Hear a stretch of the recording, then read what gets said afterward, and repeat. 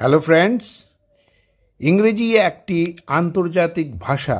পৃথিবীর প্রায় সব দেশেই ইংরেজি ভাষা কম বেশি ব্যবহার হয়। আজকের যুগে ইংরেজি ভাষা জানা মানে শুধু একটা ভাষা জানা নয়, এটা হলো যোগাযোগ, শিক্ষা, চাকরি, প্রযুক্তি ও বিশ্ব সংস্কৃতির সাথে সংযুক্ত হওয়ার চাবিকাঠি। সেই ইংরেজি ভাষায় কথা বলা নিয়ে শুরু হলো আমাদের আজকের program, daily use of English sentences.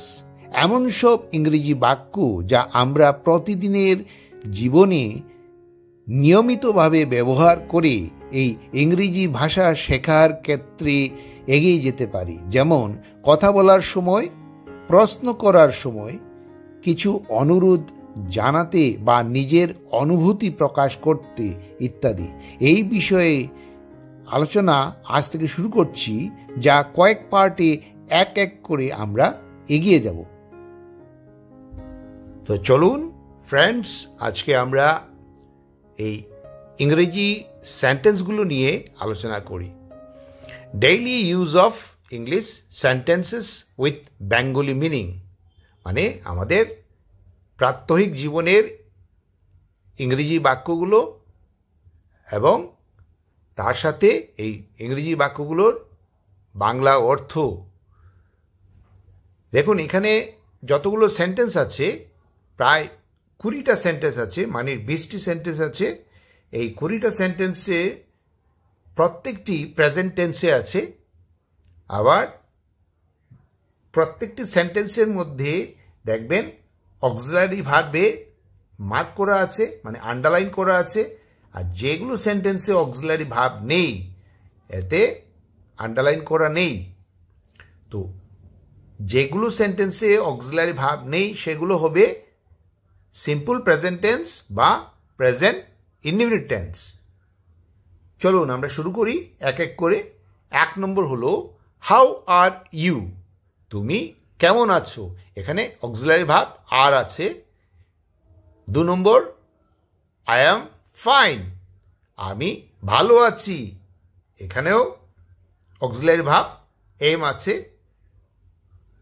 Number 3, what is your name. এই যে সেন্টেন্সটা দেখছেন, কোয়েশ্চেন মার্ক আছে এই সেন্টেন্সটা। তো এই সেন্টেন্সটা কি হবে? ইন্টারোগেটিভ সেন্টেন্স হবে। এখানে প্রশ্ন করা হয়েছে, তোমার নাম কি?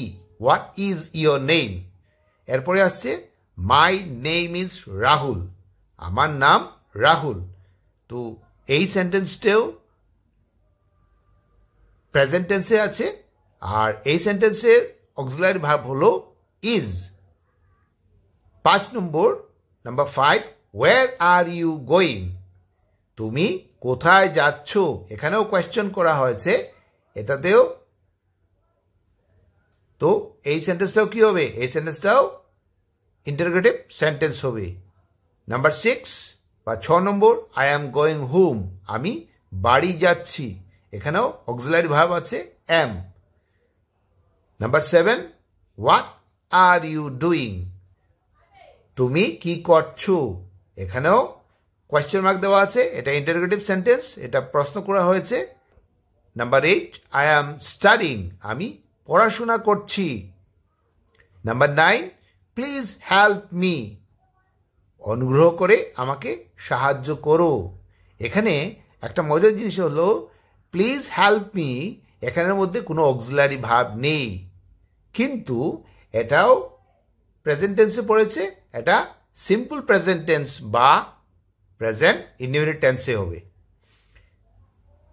Serial number 10, thank you very much, তোমাকে অনেক ধন্যবাদ।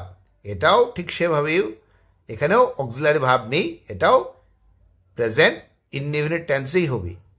নাম্বার 11, ইউ আর ওয়েলকাম, স্বাগতম, আপনাকে স্বাগতম জানাই। তো এখানেও অক্সিলারি ভার্ব আছে।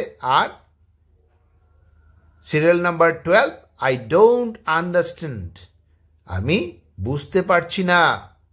এখানে ডোন্ট হলো এটা একটা কন্ট্রাকশন, এটাকে ভেঙে বললে হবে ডু নট। কিন্তু এখানে নট আছে, তো এটা নেগেটিভ সেন্টেন্সও হবে। Serial number 13, can you say it again? তুমি কি এটা আবার বলতে পারো? এটাও কোয়েশ্চেন মার্ক দেওয়া আছে, তো এটা interrogative sentence. Number 14, what time is it? এখন কত বাজে, বা এখন কটা বাজে।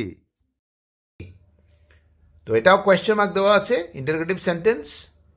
নাম্বার 15, ইটস 5 o'clock, এখন 5টা বাজে। তো এই সেন্টেন্সটাও এখানে দেখা যাচ্ছে কি, এখানে কন্ট্রাকশন আছে ইটস, এটাকে ভেঙে বললে হবে কি, ইট ইজ 5 o'clock। তো এটাও সিম্পল প্রেজেন্ট টেন্স বা প্রেজেন্ট টেন্সে হবে। 16, আই অ্যাম হাংরি, এখানে অক্সিলারি ভার্ব এম আছে, আমি ক্ষুধার্ত। নাম্বার 17, লেটস ইট, এটাও প্রেজেন্ট টেন্সে হবে, এখানে কন্ট্রাকশন আছে লেটস মানে লেট আস। চলো খাই, চলো আমরা খাই। Number 18, where is the bathroom, toilet কোথায়? কোয়েশ্চেন মার্ক দেওয়া আছে, এটাও কি, এটা ইন্টারোগেটিভ সেন্টেন্স হবে। আই হ্যাভ টু গো নাও, আমাকে এখন যেতে হবে। এখানে হ্যাভ হলো semi modal auxiliary verb. Number 20 হলো সি ইউ লেটার, পরে দেখা হবে। এখানে কিন্তু কোনো অক্সিলারি ভার্ব নেই, তো এটাও কি হবে, প্রেজেন্ট ইনডেফিনিট টেন্সে হবে। এই অনুষ্ঠানটা কেমন লাগলো? যদি ভালো লাগে তাহলে সাবস্ক্রাইব করবেন, লাইক বাটনে প্রেস করবেন এবং বেল আইকনে প্রেস করবেন। Thanks for watching, bye bye.